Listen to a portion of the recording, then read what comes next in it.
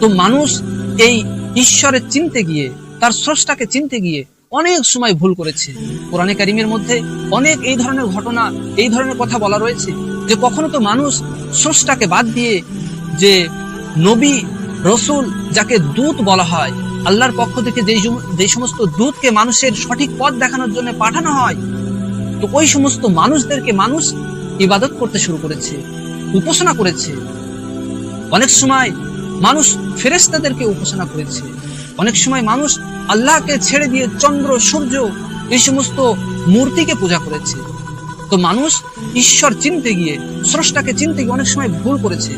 তবে সঠিক কথা হলো, আপনি চাই নবী কেন, আপনি চাই নবী হোক, চাই ফেরেশতা হোক, চাই চন্দ্র, সূর্য, যা যে কাউকে আপনি ইবাদত করুন না কেন, উপাসনা করুন না কেন, সেগুলো দেখা হবে না।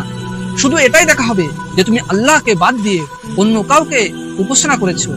তো এই প্রতিফল হিসেবে আপনার সেই শেষ দিনে, শেষ বিচারের দিনে আপনার সমস্ত আমলকে সেদিনকে বরবাদ করে দেওয়া হবে।